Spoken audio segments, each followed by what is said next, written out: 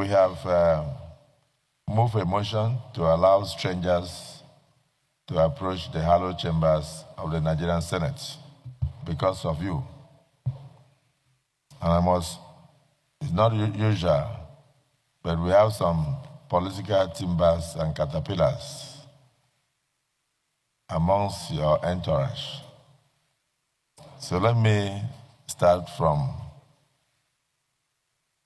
Chief James Ibori, former governor of Delta State, a political colossus, a leader of leaders, an amiable character, a man we all admire and respect. Sir, you are welcome to the chambers of the 10th Senate of the Federal Republic of Nigeria.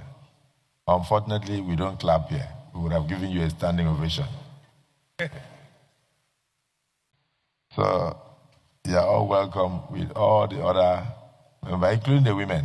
We welcome you so that you will not say that the Senate President does not like women.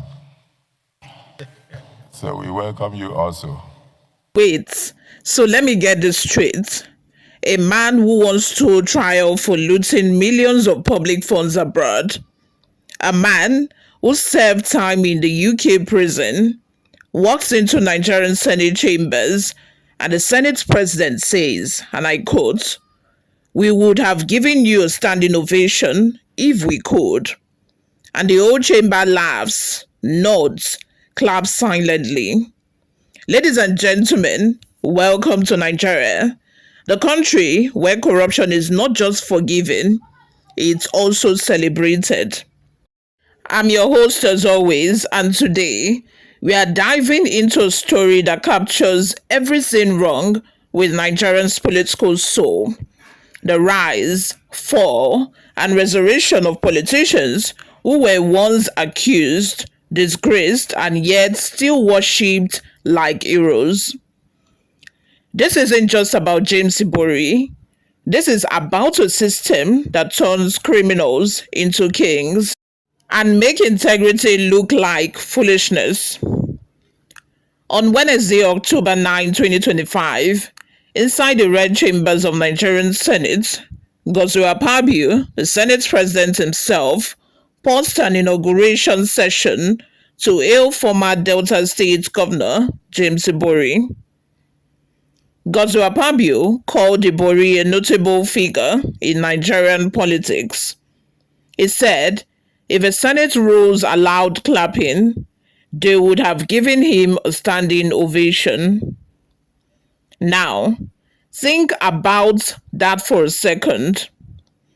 A man convicted in a London court for money laundering, conspiracy to defraud, and stealing public funds being honored like an elder statesman in Nigerian's parliament. By the former Delta State governor. Prosecutor Sasha Was told the court that the former governor had accepted that he was involved in wide-scale theft, fraud and corruption when he was governor of Delta State. Mr. Ibori allegedly used a false date of birth when he ran for governorship in Delta State to conceal previous convictions, as a criminal record would have excluded him from taking part in the election. Outside the court today, Detective Inspector Paul Watmore said it's estimated that the former governor stole around £250 million from Delta State. The only view that matters, however, is that of the London Sadar Crown Court, and the verdict is made easier for the prosecution, with the former governor of Delta State admitting to fraud totaling nearly £50 million, said to be part of total embezzlement which could exceed £250 million. Chief Ibori pleaded guilty at the Sadar Crown Court to a series of charges linked to theft of money from Delta State and fraud involving state-owned shares at V-Mobile. Ibori didn't just sneak in, he was welcomed. And that says everything about who we are and what our leaders truly value. Now let's rewind to 1999 and 2007. James Ibori ruled Delta State. Oil money flowed. Delta was rich, but ordinary people barely saw the impact. Then came the accusations, billions laundered through London banks, luxury homes, fleet of cars, private jets. By 2010, Ibori was arrested in Dubai, extradited to the UK, and in 2012, he was convicted and sentenced to 13 years in prison. He served half of it, and by 2016, when it returned to Nigeria, the reception was unbelievable. Crowds filled the airport. There was dancing, banners, traditional chiefs. You would think Mandela had returned from Robben Island. Can you imagine? Wetin make dem arrest am o, so we no know about the arrest. Wetin we know about, they don release our brother.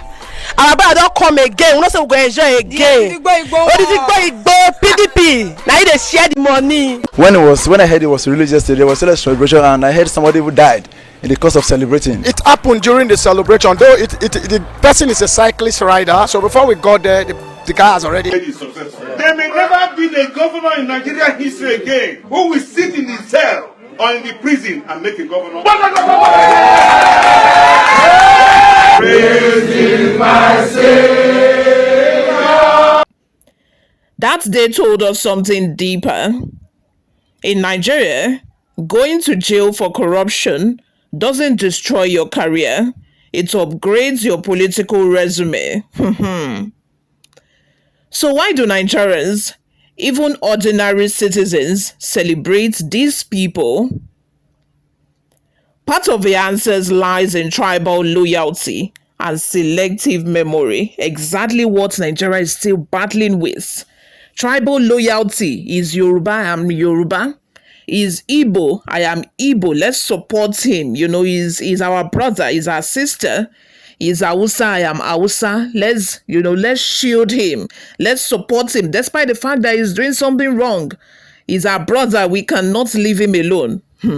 Selective memory, Nigerians usually forget. Nigeria quickly forgets. When is the spur of a moment, everybody is paying attention, everybody is talking about it. But as soon as it's a month after, people stop forgetting about it. It's like people have selective memory. It's like people have amnesia. It has been erased. Ibori wasn't just a politician. He was our son, our man. Tribal loyalty. When people from Delta saw him convicted abroad, many didn't see justice. They saw colonial humiliation. They said, the British are jealous. They don't want our people to succeed. Can you imagine? And that's how corruption becomes emotional, even spiritual. It's not about the crime anymore. It's about who committed it. And in Nigeria, we often forgive based on tribe, region, or political alliance, not truth. But the sad reality is that Ibori isn't the only one in this Hall of Fame. Oh no, Nigeria has a whole list of politicians who went from ANCOPs to high office. Let's take a few examples. One is Dipriye Alamesia from Bayelsa State. The late Alamesia, remember him? He was caught in London with millions in undeclared cash. He escaped dressed as a pregnant woman. Back home, he was later pardoned by President Goodluck Jonathan, his former deputy. Do you say pardon? Yes, he was pardoned just like that. Number 2 is Bode George, convicted for contract fraud at the Nigerian Port Authority, served jail term, came out and was celebrated with a Thanksgiving service attended by party bigwigs. They even called his conviction political prosecution. Number 3 is Abdulrasheed Maina, former pension reform boss, accused of stealing billions in pension funds meant for retirees. He fled to Dubai, sneaked back, got reinstated, promoted, and only later rearrested after public outcry. Can you imagine?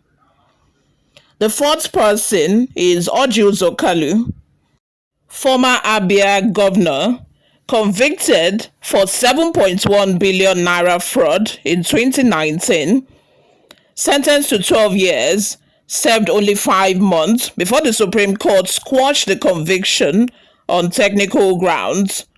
Now, is a sitting senator. And yes, is also one of Akpabio's state colleagues today.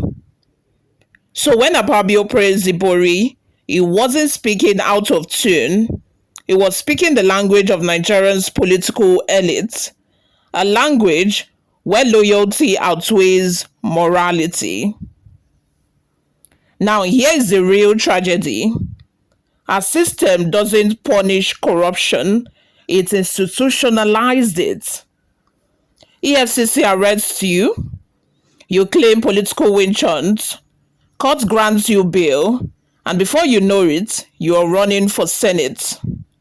And the people will still vote for you because at least it gives money.